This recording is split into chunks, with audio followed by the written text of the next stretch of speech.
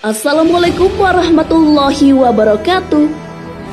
Sahabat beriman, manusia seringkali melakukan perbuatan yang melanggar perintah Allah Subhanahu wa Ta'ala dan Rasul-Nya, sehingga menyebabkan dosa. Kita biasanya meremehkan dosa-dosa yang diperbuat, terutama dosa kecil. Namun tahukah kalian, dua dosa kecil yang sering kita sepelekan justru membawa siksa kubur? Dosa yang bagaimanakah itu? Temukan jawabannya dengan menonton video ini hingga akhir. Tentunya hanya di channel Islam Populer. Tapi sebelum lanjut, jangan lupa klik subscribe, like, dan lonceng notifikasi untuk mendukung channel ini agar terus menyiarkan syiar Islam.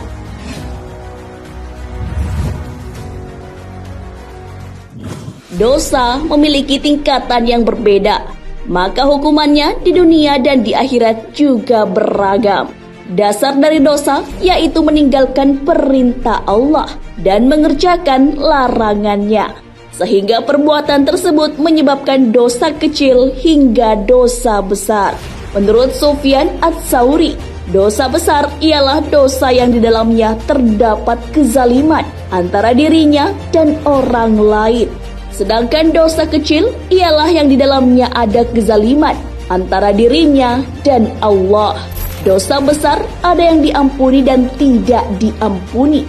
Yang tidak diampuni berupa syirik atau menyekutukan Allah. Sedangkan yang bisa diampuni adalah selainnya. Manusia seringkali mengabaikan dosa kecil dan takut dosa besar. Tapi tahukah kamu bahwa ada dua dosa kecil yang apabila disepelekan akan membawa siksa kubur yang amat pedih? Dari Abdullah bin Abbas radhiyallahu anhuma berkata, Nabi SAW melewati dua kuburan, lalu beliau bersabda, sesungguhnya keduanya ini disiksa, dan tidaklah keduanya disiksa dalam perkara yang berat untuk ditinggalkan. Yang pertama, dia dahulu tidak menutupi dari buang air kecil. Adapun yang lain, dia dahulu berjalan melakukan namimah atau adu domba. Kemudian beliau mengambil sebuah pelepah kurma yang basah, lalu membaginya menjadi dua, lalu menancapkan satu pelepah pada setiap kubur itu. Para sahabat bertanya, wahai Rasulullah, kenapa Anda melakukannya? Beliau SAW menjawab, semoga Allah meringankan siksa keduanya selama pelepah kurma ini belum kering. Hadis riwayat Bukhari Muslim. Ibnu Hajar Asqalani dalam kitab Fathul Bahri menjelaskan maksud dari hadis tersebut adalah dua dosa itu menurut mereka orang yang disiksa dalam kubur bukanlah dosa besar. Dosa itu dianggap kecil dan diremehkan, padahal sebenarnya dosa itu besar dalam pandangan Allah Subhanahu wa Ta'ala. Melihat dari hadis tersebut, dosa yang pertama adalah tidak menjaga air kencing. Air kencing manusia termasuk najis. Jadi apabila badan, pakaian, dan tempat terkena air kencing, maka wajib dibersihkan terlebih dahulu. Perlu kita pahami bersama bahwa tidak menjaga atau menutupi dari buang air kecil yang biasa kita sepelekan ternyata dapat menimbulkan siksa kubur. Seperti halnya dijelaskan dalam sebuah hadis dari Anas radhiyallahu anhu, dia berkata, Rasulullah SAW bersabda, bersihkanlah diri dari air kencing, karena sesungguhnya kebanyakan siksa kubur berasal darinya.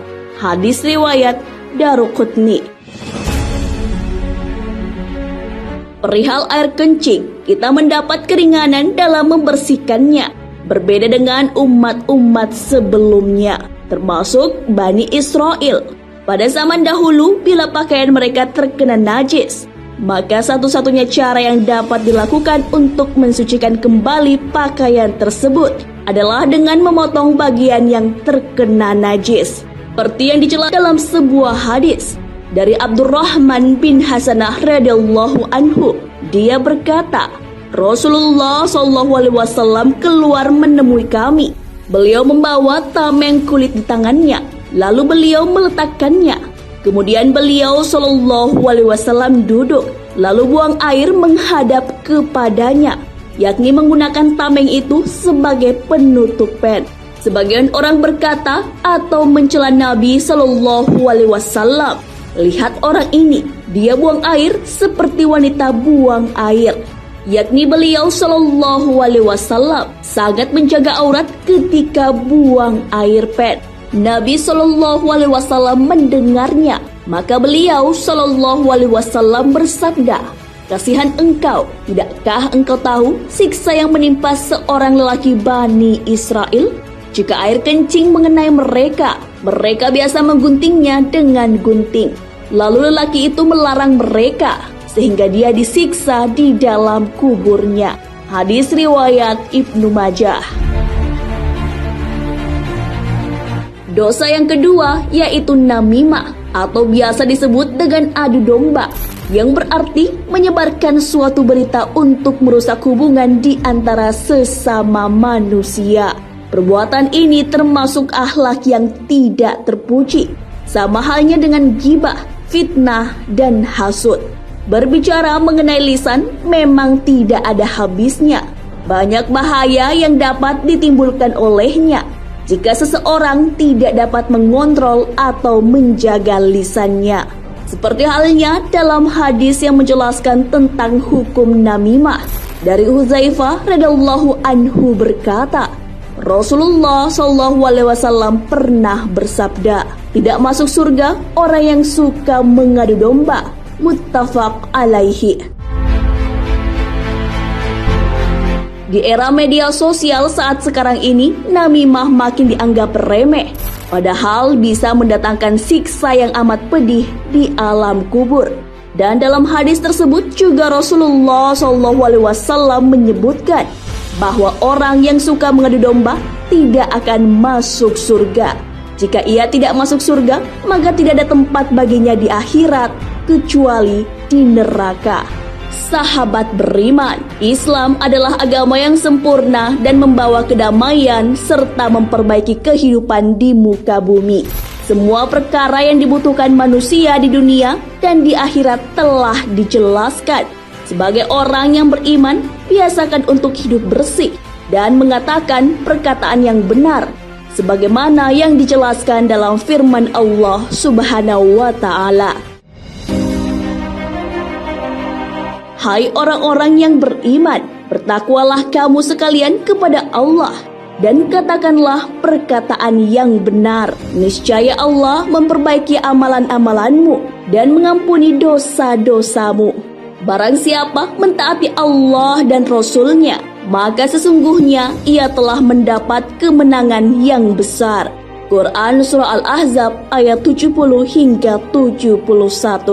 Wallahu a'lam bishawab. Sahabat beriman, jangan lupa berbagi informasi dengan share video ini, karena sebaik-baik manusia adalah yang paling bermanfaat bagi manusia. Wassalamualaikum warahmatullahi wabarakatuh.